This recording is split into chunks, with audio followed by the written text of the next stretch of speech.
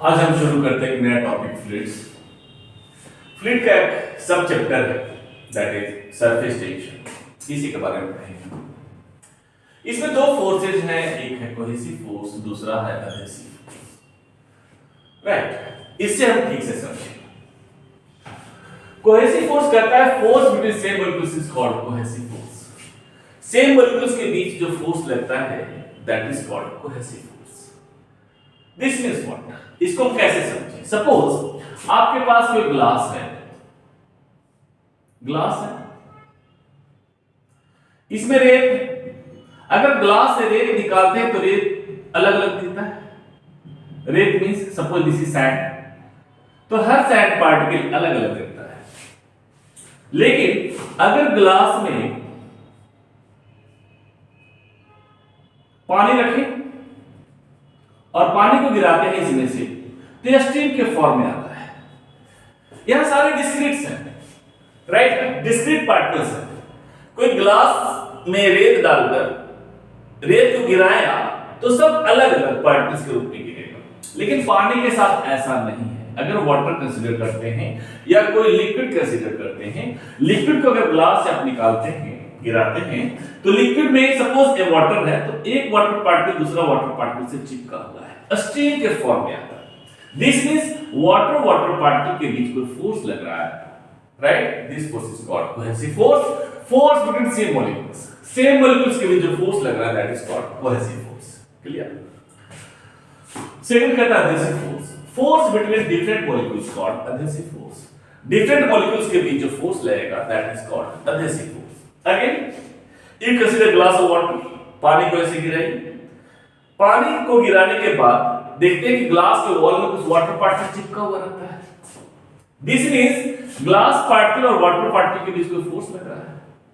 So this force is called adhesive force. Force between different molecules means glass का एक अलग molecule है, water particle का अलग मॉलिक्यूल है और दोनों चिपका हुआ है। अंडरस्टूड है? चिपका हुआ है, जिसमें दोनों के बीच फोर्स लग रहा है। This force is called adhesive force. Clear? Now, both these forces are attractive in nature. And each varies inversely as 8th power of distance. At power of distance, that is f to the f proportional to 1 upon r to the power 8. Cohesive force हो चाहे adhesive force, दोनों force attractive forces होते हैं। यहां देखते हैं एक water particle दूसरा वाटर पार्टिकल से चिपका हुआ, तभी स्ट्रीम के फॉर्म में आ रहा है। दूसरा, जब पूरा वाटर इसमें से निकाल देते हैं तो कुछ वाटर पार्टिकल ग्लास वॉल से चिपका हुआ रहता है। इसका मतलब ग्लास वॉल और पार्टिकल के बीच फोर्स लग रहा है, दैट इज एडहेसिव फोर्स। ये दोनों फोर्स क्या है? अट्रैक्टिव है। So both this forces are attractive in nature and each varies inversely as 8th power of distance. ये काफी इंपॉर्टेंट रिलेशन याद रखिएगा। दोनों के बीच का डिस्टेंस अगर घटाते हैं तो फोर्स बहुत तेजी से घटता है। सपोज ये दोनों वाटर पार्टिकल्स हैं 1 and 2, राइट? इसे हम जितना नजदीक लाएंगे तो फोर्स बहुत तेजी से घटता जाएगा। क्लियर? सॉरी, फोर्स बहुत तेजी से नजदीक लाएंगे तो फोर्स बढ़ता जाएगा। अगर इसे हम दूर लेते जाएंगे तो फोर्स का वैल्यू क्या होगा? घटता जाएगा बहुत तेजी से, according to this relation r to the power 8। Clear? Now अगर हम डेंसिटी कंसीडर करते हैं तो वाटर का डेंसिटी कितना होता है? वाटर का डेंसिटी 1 होता है। If not mention this means CGS system, that is 1 ग्राम पर cc। अगर हम कंसीडर करें ग्लास का, मोल्डन ग्लास, इसका डेंसिटी होता है लगभग 7.6। अगर हम मर्क्यूरी को कंसीडर करते हैं इसमें होता है 13.6 ग्राम पर cc। If unit is not mentioned this means CGS system. ऐसा डेंसिटी है। अगर हम वाटर लेते हैं, सपोज 1 kg हम वाटर लेते हैं तो इतना वॉल्यूम ऑक्युपाई करेगा। 1 kg मोल्टन ग्लास लिए तो कम वॉल्यूम ऑक्युपाई करेगा। 1 kg मर्क्यूरी लिए तो और भी कम वॉल्यूम ऑक्युपाई करेगा। श्योर ना? राइट? कम एरिया ऑक्युपाई करेगा। दिस मींस वाटर में जो है, वाटर जो इतना वॉल्यूम ऑक्युपाई करता है, तो glass same amount, suppose 1 kg हम वाटर लिए तो इतना वॉल्यूम ऑक्युपाई करेगा, 1 kg हम ग्लास लिए तो इतना वॉल्यूम ऑक्युपाई करेगा, अगर 1 kg मर्क्यूरी लिए तो इतना कम वॉल्यूम ऑक्युपाई करेगा। Get it? This means what? Mercury सबसे कम वॉल्यूम में सबसे कम एरिया के ऑक्युपाई करेगा। इसका मतलब है कि जो मर्क्यूरी पार्टिकल के बीच जो कोहेसिव फोर्स लग रहा है बहुत ज्यादा है, राइट? सो मर्क्यूरी पार्टिकल के बीच कोहेसिव फोर्स स्ट्रॉन्गेस्ट हुआ, मर्क्यूरी ग्लास पार्टिकल के बीच कोहेसिव फोर्स कुछ कम हुआ, वाटर में सबसे कम हुआ। This means larger density, you can write here larger density, larger cohesive force, larger cohesive force, right? Density ज्यादा होगा तो कोहेसिव फोर्स ज्यादा होगा। ठीक, अब आगे देखते हैं।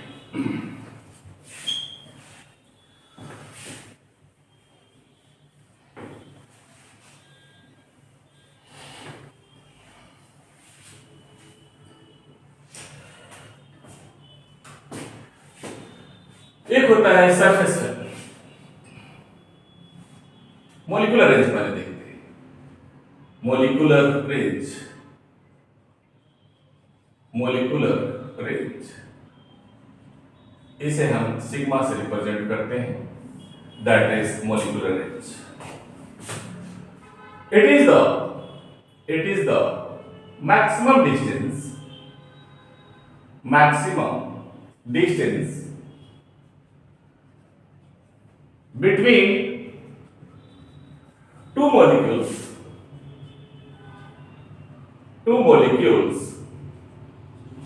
up to which cohesive force acts.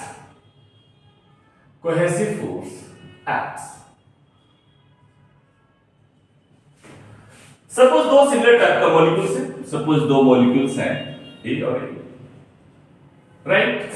अब ऐसा इसका उल्टा पहले करके देखिए। आपने देखा होगा बारिश की बूंदे या ओस की बूंदे में देखते हैं दो, कोई सिस्टम है, दो सपोज ड्रॉपलेट्स है, दोनों को नजदीक लाते हैं तो एक स्टेज पे जब बहुत नजदीक आता है तो दोनों ड्रॉप मिलकर एक ड्रॉप हो जाता है, कोलेज कर जाता है, राइट?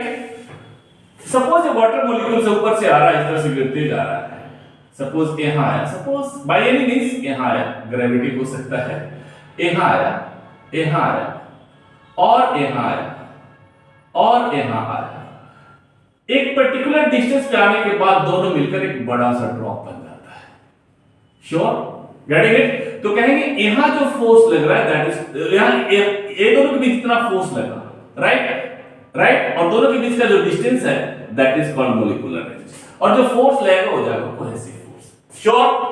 Getting it? फोर्स यहां भी लग रहा है, कोई इनविजिबल फोर्सेस हैं, तो एक डिस्टेंस पर्टिकुलर डिस्टेंस आने के बाद एक सिंगल ड्रॉप बन गया, तो कहते हैं मैक्सिमम डिस्टेंस है जहां तक कोहेसिव फोर्स एक्ट कर रहा है, उसके बाद कोहेसिव फोर्स नेग्लिजिबल हो जाएगा। Clear?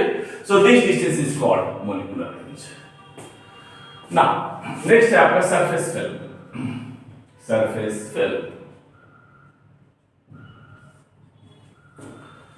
It is the distance between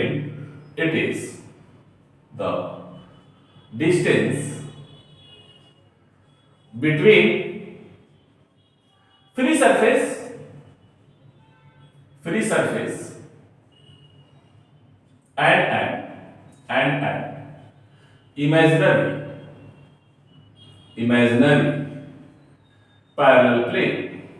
imaginary parallel plane at a distance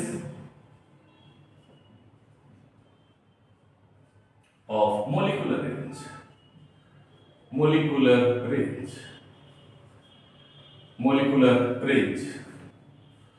molecular range. Surface rule कहता है it is the distance between free surface and an imaginary parallel plane at a distance of molecular range. तो पहले देखते हैं इसे free surface किसे बोलते हैं। फ्री सरफेस कहता है,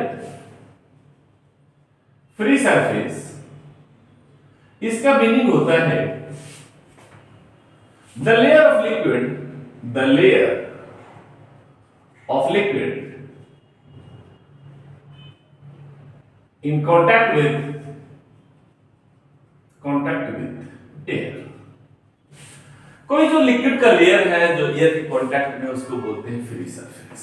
जैसे अगर आप कंसीडर करते हैं कोई कंटेनर में हम वाटर, कोई कंटेनर में वाटर, राइट, तो इसमें बहुत सारे वाटर के लेयर्स हैं। अपर मोस्ट लेयर है जो एयर के कांटेक्ट में है। सपोज यहां एयर है तो कहेंगे इसे फ्री सरफेस 1 हुआ। Getting it?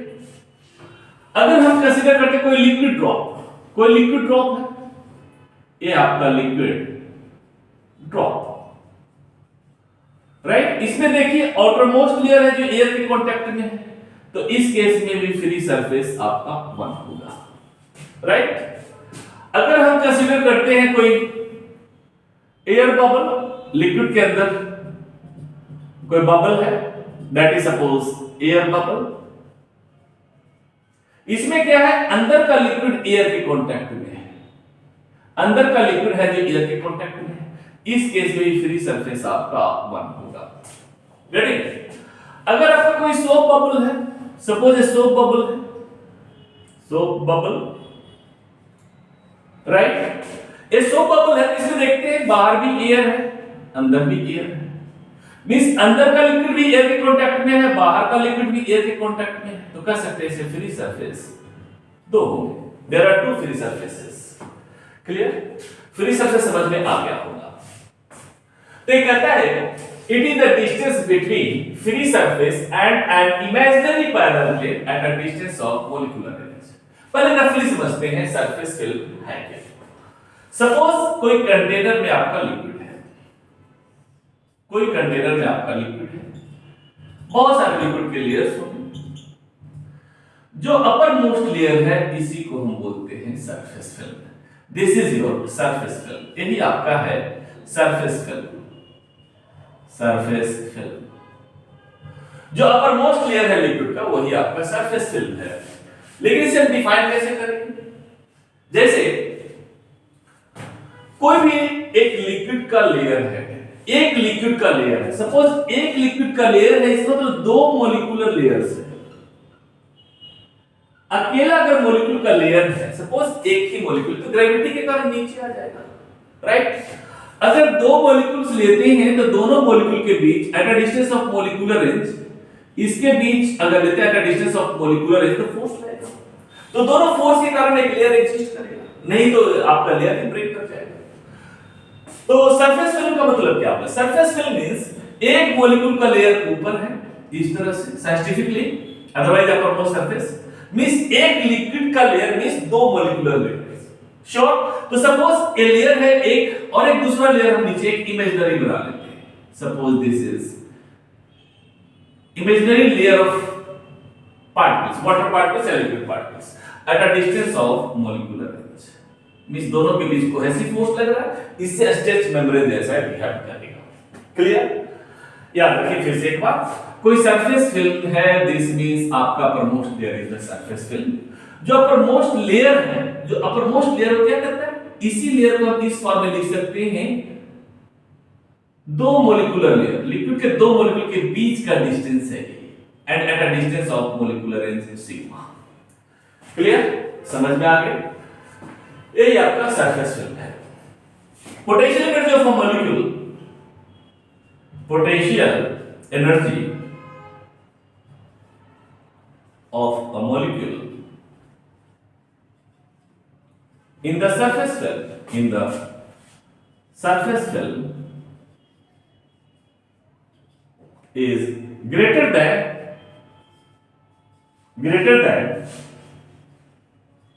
any other molecules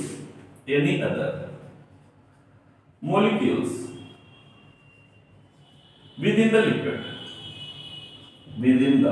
liquid। अभी सरफेस फिल्म को एक लेयर जैसा मान लें। सपोज एक और फिगर हम बनाते हैं। सपोज कुछ ऐसा है, कंटेनर में हम कोई लिक्विड लेते हैं, सपोज लिक्विड आपका यहां तक है, लिक्विड है, तो अपर मोस्ट लेयर हो गया सरफेस फिल्म। ध्यान रहे, surface film is the layer of liquid. Layer of liquid means there are 2 molecules. Separated by certain distance. एक लिक्विड का लेयर मींस दो molecule at a distance of molecular range पे है। Getting it? तो इस case में हम कह सकते हैं कि ए आपका सरफेस फिल्म है जो कि ऐसा है। तो कहता है potential energy of a molecule in the surface film is greater than any other molecules within the liquid. Suppose यहाँ कोई मॉलिक्यूल है, तो लिक्विड मॉलिक्यूल बहुत छोटा होता है, तो अंडरस्टूड है कुछ हाइट पे है तो पोटेंशियल एनर्जी आप कंसीडर कर सकते हैं mgh, लेकिन मास लगभग नेग्लिजिबल है तो पोटेंशियल एनर्जी को हम जीरो मान सकते हैं। कोई मॉलिक्यूल यहाँ हो, h हाइट पे था सपोज, कोई मॉलिक्यूल यहाँ हो, कोई मॉलिक्यूल यहाँ हो, कोई मॉलिक्यूल यहाँ हो, सपोज कोई मॉलिक्यूल अपर मोस्ट लेयर, तो ग्रेविटी के कारण इसका मास बहुत कम है, तो कह सकते हैं हर मॉलिक्यूल का ग्रेविटी का पोटेंशियल एनर्जी जीरो होगा। तो आप जानते हैं कोई चीज में पोटेंशियल एनर्जी है, दिस मींस उस पे कोई नेट फोर्स एक्ट कर रहा है। क्लियर? अगर नेट फोर्स जीरो है तो एक रेफरेंस के रिस्पेक्ट में तो कहेंगे उसका पोटेंशियल एनर्जी जीरो है। यहां तो ग्रेविटी के कारण आपका पोटेंशियल एनर्जी जीरो हो गया। अब देखते हैं बाकी फोर्सेस। आप जानते हैं कोहेसिव फोर्सेस क्या होते हैं? अट्रैक्टिव इन नेचर होते हैं। तो एक कोई लिक्विड का सपोज एक कोई लिक्विड का पार्टिकल है, यहां भी कोई लिक्विड पार्टिकल होगा तो इस पार्टिकल के कारण इधर अट्रैक्टेड होगा, इस पार्टिकल पे हम कंसीडर कर, इधर कोई दूसरा लिक्विड पार्टिकल होगा तो इधर भी अट्रैक्टेड होगा, इधर कोई लिक्विड पार्टिकल होगा तो इधर भी अट्रैक्टेड होगा, इस डायरेक्शन में भी अट्रैक्टेड होगा, तो कहेंगे इस पे नेट फोर्स जीरो, राइट? तो force due to energy due to cohesive force is zero, potential energy due to cohesive force is zero because net force is zero. वैसे ही यहां कंसीडर कर सकते हैं हर जगह। लेकिन जो liquid particle upper most layer पे है उस पे क्या होगा? देखिए यहां तो एक फोर्स दूसरा लिक्विड पार्टिकल के साथ इस डायरेक्शन में लगेगा, यहां इस डायरेक्शन में लग सकता है, लेकिन नीचे का जो फोर्स है वो अनबैलेंस्ड है, नेट फोर्स लग रहा है इसमें mg, अंडरस्टूड है?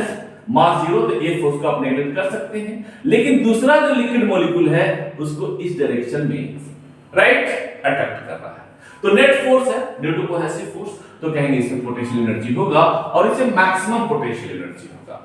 मैक्सिमम पोटेंशियल एनर्जी हम इसलिए लिए, ये भी कह सकते हैं पोटेंशियल एनर्जी सिर्फ उसी में होगा, मैक्सिमम इसलिए कि ऐसे में थोड़ा बहुत मास है तो उसमें कुछ पोटेंशियल एनर्जी हो सकता है, लेकिन उसको नेगलेक्ट करते हैं basically. This means potential energy of liquid, this means potential energy of liquid means potential energy on liquid surface. Getting it? Potential energy on liquid surface या potential energy on surface film. So this is surface film. Now,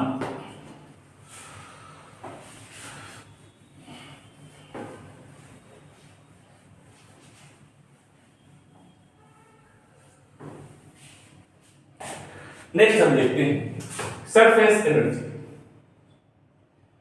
Surface energy. Total potential energy of all the molecules, total potential energy of all the molecules in the surface film,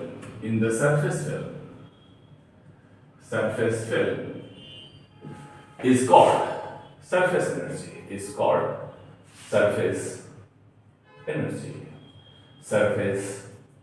energy. Suppose कोई container में liquid है, यहां तक liquid है, understood? ये हो गया surface film. तो इसमें बहुत सारे लिक्विड मॉलिक्यूल्स होंगे, सारे लिक्विड मॉलिक्यूल्स के पोटेंशियल एनर्जी के सम को बोलते हैं सरफेस एनर्जी, और वही बेसिकली टोटल एनर्जी भी है इसका। ना ये आपका सरफेस एनर्जी हो गया। इसमें और कुछ हम ऐड कर सकते हैं, चलिए इतना ऐड, इसमें सरफेस एनर्जी तो समझ में आ गया। अब देखते हैं सरफेस टेंशन। थोड़ा कुछ और कर सकते लेकिन जरूरत नहीं है, चल जाएगा। सरफेस टेंशन, ये सारे जो पॉइंट्स हम लोगों ने अभी पढ़ा वो सरफेस टेंशन का बेसिस था, इसीलिए पहले बताना जरूरी है। अगर वो चीज समझ में आ गई तो इसमें बहुत ज्यादा कुछ दिक्कत नहीं होगी। तो अब देखते हैं हम सरफेस टेंशन। कहता है surface tension is a molecular phenomenon.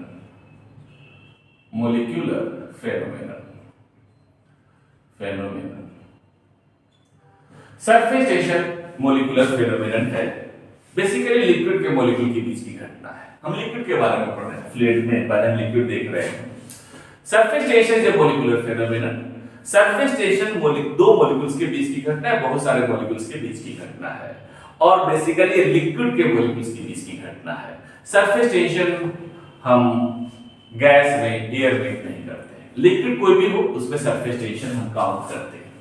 तो surface tension is a molecular phenomenon, basically liquid के मॉलिक्यूल के बीच की घटना है। तो कहता है, इसका मीनिंग क्या है? Surface tension is the property of a body. Surface tension is the property of a body, property of a liquid by which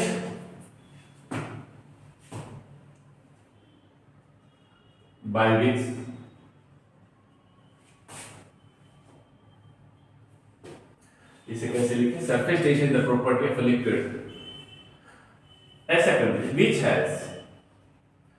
which has natural tendency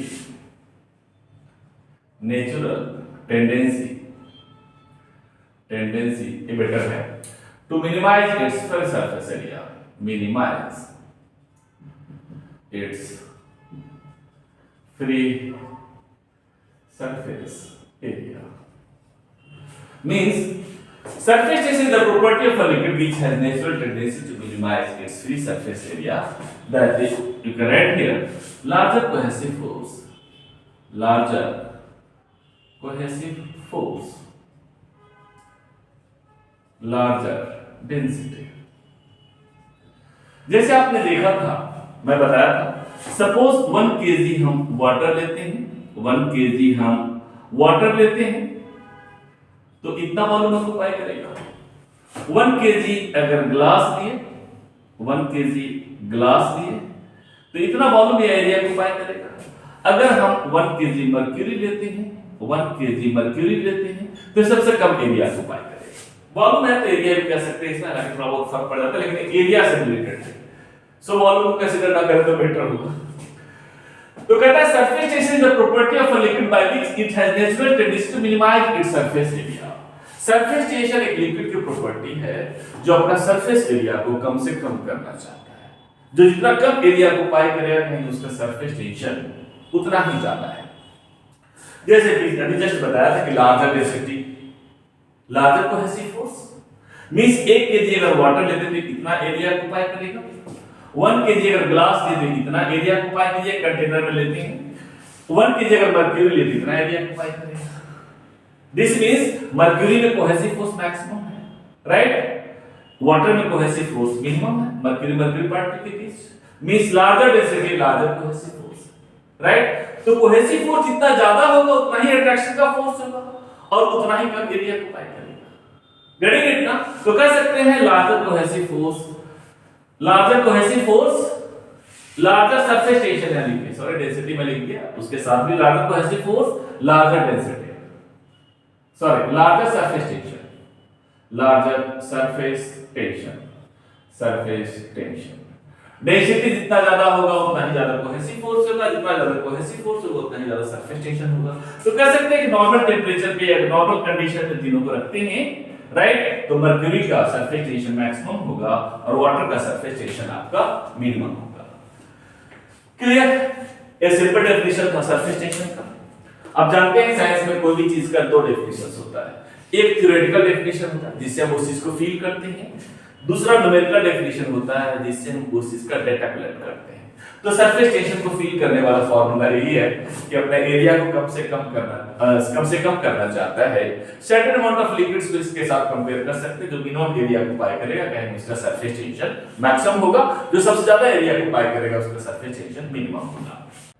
surface tension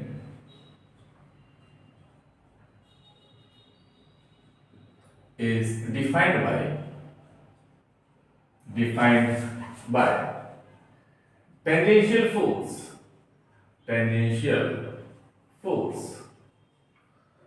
acting per unit length। एक surface tension का numerical definition है, suppose कोई हम limb लेते हैं, ये आपका कोई लिंब है, इस पे कोई वायर रखते हैं एल लेंथ का, सर्टेन सॉल्यूशन में डिप करते हैं वैसे ही, राइट। तो जैसे तो कह सकते हैं surface tension T is equal to force per unit length।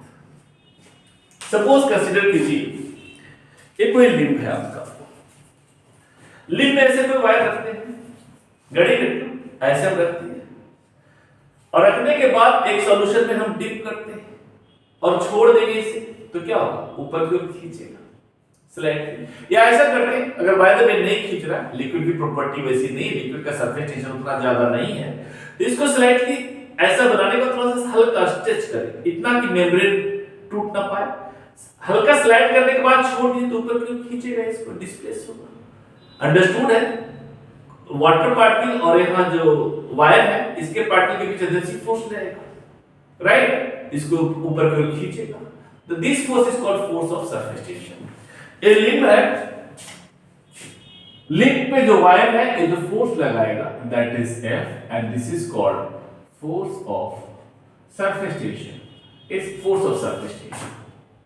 इसको खींचे, यहां से हम ए भी लिख सकते हैं, force of surface tension F is equal to T। Clear? Suppose initially ये वायर यहां पे था, ये फोर्स इसको ऊपर खींच रहा है सरफेस टेंशन के कारण, क्योंकि सरफेस टेंशन एक लिक्विड की प्रॉपर्टी है जो अपना सरफेस एरिया को कम से कम करना चाहता है। तो वाटर पहले यहां तक था, अपना एरिया कम करना चाहता है, जहां तक वो खींच सकता है, सपोज यहां से यहां तक खींचा, suppose this is dx, right. अगर हम ऊपर नीचे dx से मल्टीप्लाई करते हैं upon l into dx, so that is your t। F into dx, dx is the change in length, आप कह सकते हैं F into dx that is work done and that is equal to surface energy। ये जो film है आपका, understood है, याद रखिएगा थोड़ी सी, ये सपोज आपका सरफेस फिल्म है, राइट, ये आपका सरफेस फिल्म है। सरफेस फिल्म का मतलब दो मॉलिक्यूल का लेयर, एक मॉलिक्यूल का लेयर इधर, एक मॉलिक्यूल का लेयर इधर, पहले ही बता चुका हूं। एक फिल्म जैसे वहां देखा था आपने सरफेस फिल्म में, लिक्विड में अपर मोस्ट लेयर, वैसे एक लेयर का मतलब अपर मोस्ट फिल्म। एक फिल्म बन रहा है दो मॉलिक्यूलर लेयर से, एक मॉलिक्यूल का लेयर इधर, दूसरे मॉलिक्यूल का लेयर इधर, right, eight a distance of molecular range. Clear? तो इतना फोर्स से बाय द वे खींचेगा। F is equal to dx, sorry, F into dx divided by L into dx, इसको इस तरह से लिख सकते हैं, F into dx is the work done, और वर्क डन सरफेस एनर्जी के बराबर होगा। सरफेस एनर्जी टोटल मॉलिक्यूल्स जो सरफेस फिल्म पे है उसका potential energy, right, potential energy of all the molecules in the surface film is called surface energy. So it becomes work done is equal to surface energy divided by L into dx, that is surface area, so T is equal to surface energy per unit surface area। यहां से भी कह सकते हैं आप surface energy is equal to, इसको इस तरह से लिखिए, सरफेस टेंशन अच्छा लगेगा, surface tension into surface area, ऐसा कुछ होगा। क्लियर? तो आप एप्लीकेशन में जाते हैं, which of the following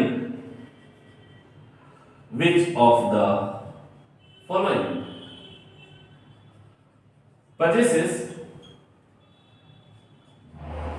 minimum surface tension, minimum surface tension, which of the following possesses minimum surface tension? Option A, ये कहता है water in a cup, B water in a tank, C water in a river, D all having same ST, ST means surface tension।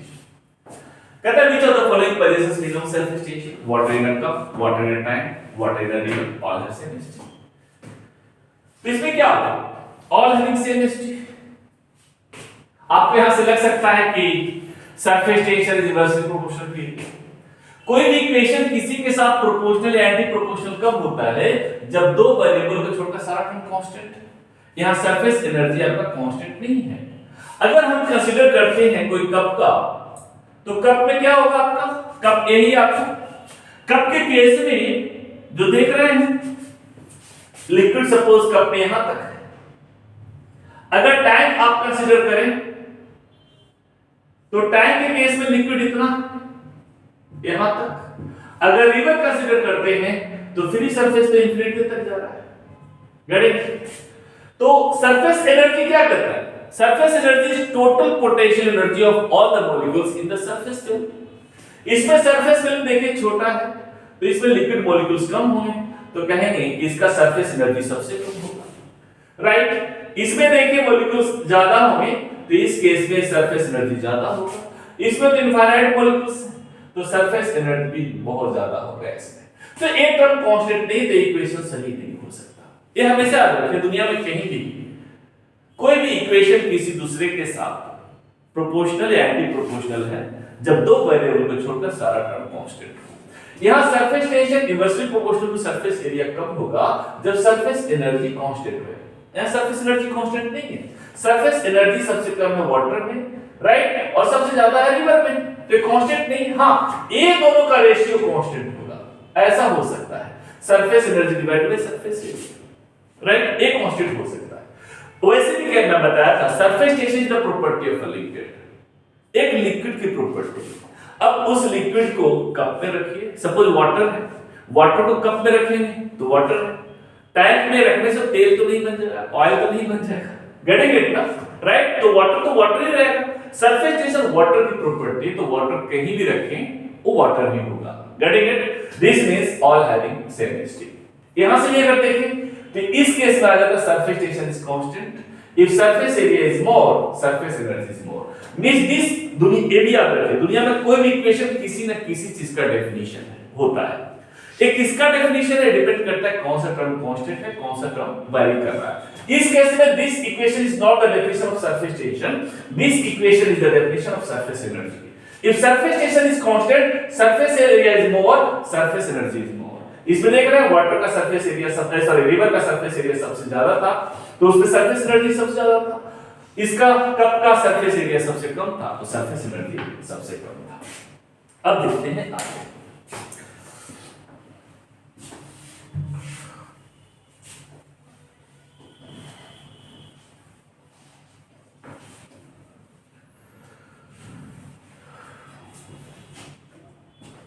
Work done due to surface tension, work done due to surface tension. Surface tension के कारण work done क्या होगा, वही देखिए, suppose आपके पास कोई link था इस तरह से, इसके एक लिक्विड में हम रख दिए, सपोज एल लेंथ था आपका, राइट, इधर फोर्स ऑफ सरफेस टेंशन लगेगा, तो ये जो आपका कोई लिंक का जो वायर था वो सपोज x डिस्टेंस से डिस्प्लेस हुआ, या dx मान लीजिए, राइट, तो वर्क डन कितना होगा, work done is equal to force into displacement. अब इसमें फोर्स कितना लगेगा, फोर्स लगेगा आपका 2tl इनटू dx। 2tl क्यों होगा, फिर से एक बार देखते हैं, सपोज आपके पास एक कोई लिंक है, राइट, इसको हम ऐसे किए। अब ये जो लिंब है इसको अगर लिक्विड सॉल्यूशन में आप डिप करते हैं, सोप सॉल्यूशन या कोई भी जिसमें फिल्म बन जाए, जब इसमें फिल्म बनेगा तो एक लिक्विड का लेयर इधर एयर के कांटेक्ट में होगा, एक इधर का लिक्विड भी एयर के कांटेक्ट में होगा, इसमें एक फिल्म बन रहा है। याद रखिएगा जो सरफेस फिल्म बनाया था उसी टाइप का कॉन्सेप्ट इसमें भी है। एक फिल्म बन रहा है जिसमें दो मॉलिक्यूल है, दो मॉलिक्यूल का लेयर, वन फिल्म, वहां जो सरफेस फिल्म बन रहा था उसी की तरह से सिंगल फिल्म बन रहा है, एक सिंगल फिल्म बन रहा है, दिस मींस दो मॉलिक्यूल्स हैं, दो मॉलिक्यूल है eight a distance of molecular range, clear ना, एक मॉलिक्यूल इधर, एक फिल्म बन रहा है, मींस दो मॉलिक्यूलर लेयर्स हैं, sure, eight a distance of molecular range. तो एक जो फिल्म इधर है, इधर फोर्स लगाएगा tl, मैं बताया surface tension T was force per unit length, so force of surface tension is tl, getting it ना। तो इधर का जो लिक्विड है वो tl फोर्स लगाएगा और इधर में फ्री सरफेस है, इस केस में तो फ्री सरफेस वो हो जाएंगे, यहाँ पे आपका फ्री सरफेस कितना है 2, तो इधर का जो लिक्विड है इधर फोर्स लगाएगा tl, और इधर का जो लिक्विड है वो भी फोर्स लगाएगा Tl, so it will be of 2Tl। तो आप कह सकते हैं that is equal to 2Ta, this is work done if free surface is 2, getting it? इसी को हम Fs लिखे थे, फ्री सरफेस is 2। ऐसा भी हो सकता है W is equal to Tm, एक कब होगा? if free surface is 1, जैसे आपने देखा था लिक्विड ड्रॉप में, वहां एरिया लेना पड़ेगा 4πr², getting it ना?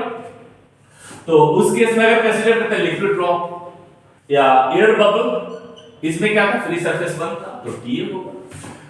इस सिचुएशन में या कोई सोप बबल, इस केस में कितना होगा? फ्री सरफेस 2 होगा, तो एरिया बबल का लेना पड़ेगा। क्लियर? ये आपका वर्क डन हो गया। कुछ एग्जांपल्स देखते हैं। एग्जांपल्स ऑफ, या ऐसा करते हैं फैक्टर्स पर लिखते हैं। Factors affecting surface tension. First, as temperature rises,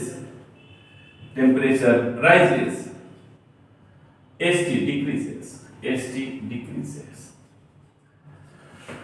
temperature rise करेंगे तो सरफेस टेंशन घटेगा। सरफेस टेंशन का डेफिनेशन ही करता है, कोई कंटेनर में कोई लिक्विड है, घटेगा, जितना कम एरिया होगा सरफेस टेंशन उतना ही ज्यादा होगा। अगर इसमें हम हीट देते हैं कोई लिक्विड में, राइट, इसमें एक्सपेंशन होगा मींस मॉलिक्यूलर डिस्टेंस बढ़ेगा, मींस एरिया बढ़ेगा तो सरफेस टेंशन घटेगा। Second, soap, detergent will decrease ST of water। कोई सोप डिटर्जेंट है, अगर पानी में डालते हैं तो उसका सरफेस टेंशन घटाएगा। देखते हैं सपोज यहां तक वाटर लेवल था, इसमें सोप डिटर्जेंट डाल दिए तो देखते हैं फोम जनरेट होता है, तो इसका एरिया बढ़ जाएगा, तो सरफेस टेंशन घट जाएगा। सोचते कि कपड़ा जो आप साबुन लगाकर धोते हैं, वॉश करते हैं, वो इसी प्रॉपर्टी के कारण इजीली वॉश हो जाता है डिटर्जेंट लगाने के बाद। क्यों? क्योंकि सपोज ए क्लॉथ फैब्रिक है, राइट, एक क्लॉथ फैब्रिक, यहां पे कोई डर्ट है, इसे आप निकालना चाहते हैं। अगर सोप डिटर्जेंट नहीं डालते हैं तो इतना एरिया ऑक्यूपाई करेगा, भीगा हुआ है वाटर के साथ। जैसे ही सोप डिटर्जेंट डालेंगे, ये जो डर्ट है ज्यादा एरिया में एक्सपैंड कर जाएगा, ज्यादा एरिया में एक्सपैंड कर जाएगा तो उसको निकालना आसान हो जाएगा। Clear? Third, when liquid is electrified,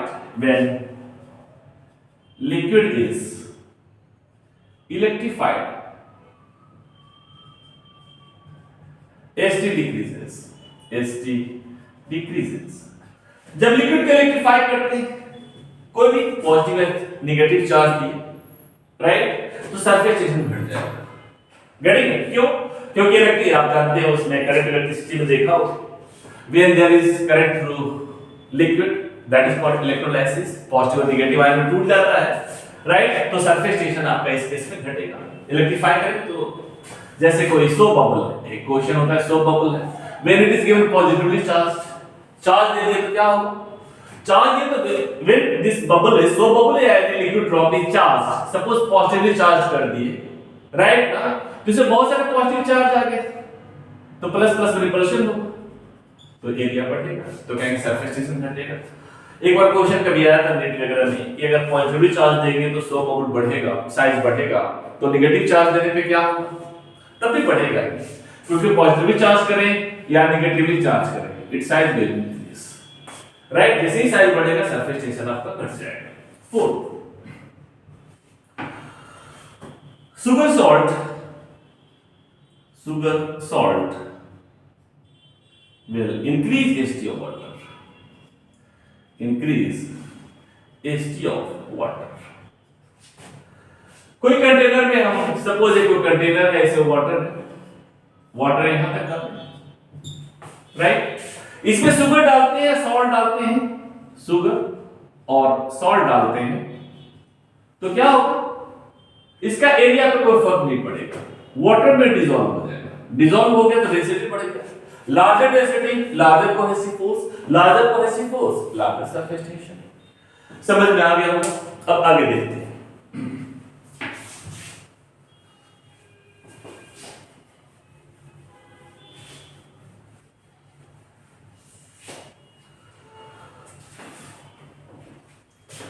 Shape of liquid near solid.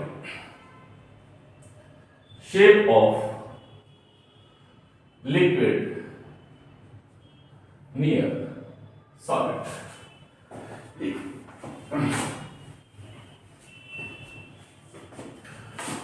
Shape of liquid near solid. Shape of liquid near solid. First case है if adhesive is much greater than F cohesive. adhesive force अगर cohesive force से ज्यादा है, जैसे suppose कोई glass में हम water लिए और वाटर को गिराते हैं तो कुछ वाटर पार्टिकल ग्लास वॉल में चिपका हुआ रहता है, वाटर पार्टिकल जो ग्लास वॉल में चिपका हुआ है। दिस मींस वाटर पार्टिकल और ग्लास पार्टिकल के बीच जो एडहेसिव फोर्स है that is greater than force between water particle. Clear? तभी तो चिपका हुआ है। तो उस केस में हम कंसीडर करेंगे adhesive force is greater than cohesive force. जैसे सपोज कोई कंटेनर में हम लिक्विड लिए यहां से यहां, सपोज एक ग्लास वॉल है, एक ग्लास वॉल है, इस केस में अगर कंसीडर करें, सॉरी एक ग्लास वॉल है, इसमें सपोज हम ले लिए वाटर, तो वाटर पार्टिकल क्या हो ग्लास वॉल में चिपका रहेगा, राइट? अब एडहेसिव फोर्स कोहेसिव फोर्स से ज्यादा है, इस केस में कह सकते हैं शेप ऑफ लिक्विड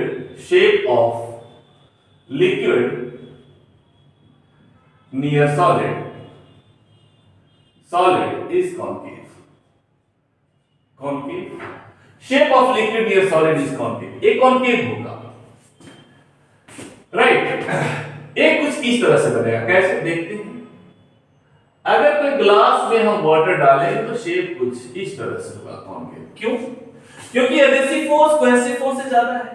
मींस यहां आपका वाटर मॉलिक्यूल है, यहां आपका ग्लास मॉलिक्यूल है, कोहेसिव फोर्स दोनों के बीच एडहेसिव फोर्स लगेगा, वाटर के बीच कोहेसिव फोर्स लगेगा। एडहेसिव फोर्स कोहेसिव फोर्स से ज्यादा है तो इसको खींचेगा, एक स्टेज में मॉलिक्यूलर रेंज के बाहर हो गया तो प्लेन हो जाएगा। Clear? So this will be your concave surface. B part liquid wets solid, liquid जो है सॉलिड को भिगो देगा। अंडरस्टूड? स्प्रे कर जाएगा इसमें, क्योंकि एडहेसिव फोर्स ज्यादा है, कोहेसिव फोर्स है तो उस पर चिपका रहेगा। Third, liquid aspirates on solid, बस इसी के दूसरा फॉर्म में है, बेटर लैंग्वेज में, राइट? अब सेकंड केस कंसीडर करते हैं, case 2। If cohesive force is much greater than F adhesive, अगर कोहेसिव फोर्स एडहेसिव फोर्स से ज्यादा है तो पहले ये पार्ट लिख दूं मैं। Shape of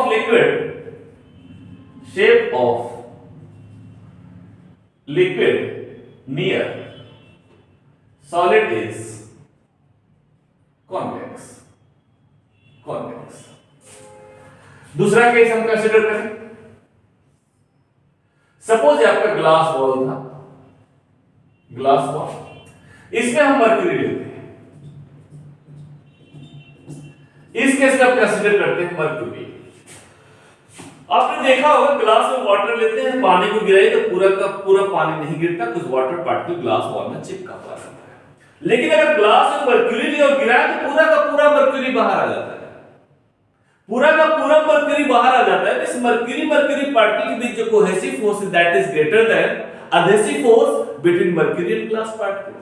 तो इस केस में अगर कंसीडर करते हैं तो शेप आपका कुछ कॉन्वेक्स होगा, कॉन्वेक्स होगा इस तरह से, क्योंकि मर्क्यूरी पार्टिकल के बीच जो कोहेसिव फोर्स है, suppose this is F1, in this direction F2, right, adhesive force. So F1 is greater than F2. इस केस में अगर हम F2 मान लिए थे, इस केस में हम F1 मान लिए वाटर के पीस, तो इस केस में क्या था, F2 was greater than F1, right. इस केस में क्या है, cohesive force is much greater than adhesive force, तो इसको खींचता जाएगा एक स्टेज पे शेप कुछ ऐसा हो जाएगा, right. So shape of liquid here solid is convex. B part कर सकते हैं, liquid does not wet solid. C part ये भी कर सकते हैं, liquid does not spread on solid, clear। अब इसी में कुछ और देखते हैं। एक टर्म है इसमें angle of contact.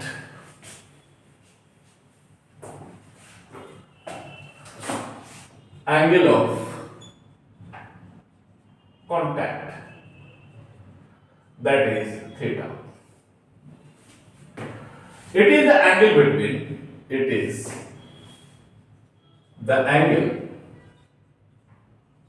between liquid surface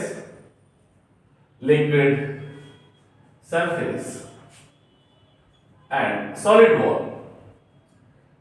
wall within the liquid। एक आता है कि the angle between liquid surface and solid wall inside the liquid. Angle of contact है, it is the angle between solid tangent to the liquid surface, कर दीजिए tangent to the liquid surface. It is the angle between tangent to the liquid surface with the solid wall inside liquid, right. अगर कोई liquid surface है, इस पे tangent डालें, tangent ए होगा, liquid surface with the solid wall इधर भी है इधर भी है, लेकिन इसमें कहता है विद इन द लिक्विड के अंदर जो है, this angle is called angle of contact. अगर इस केस में कंसीडर करते हैं तो लिक्विड सरफेस पे टेंजेंट हम ए डालेंगे और एंगल सॉलिड वॉल के साथ इधर भी है, लेकिन इसमें कहता है with in the liquid, so this will be your angle of contact theta. वैसे एक्सपेरिमेंटली देखा गया है तो ग्लास और वाटर के बीच अगर एंगल ऑफ कांटेक्ट लेते हैं तो अप्रोक्सीमेटली 8 डिग्री आता है, एक्यूट में आता है। अगर ग्लास और मर्क्यूरी के बीच हम देखते हैं तो लगभग 135 डिग्री, कोई बुक्स 138 डिग्री में लिखता है, ये ऑब्ट्यूज में आता है, इस केस में हमेशा ऑब्ट्यूज ही होगा, गेटिंग इट। सो इसमें क्वेश्चन अगर चाहे तो कर सकते हैं, एक क्वेश्चन लिखते हैं इसमें,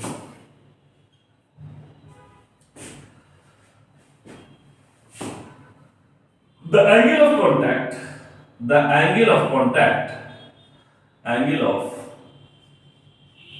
contact between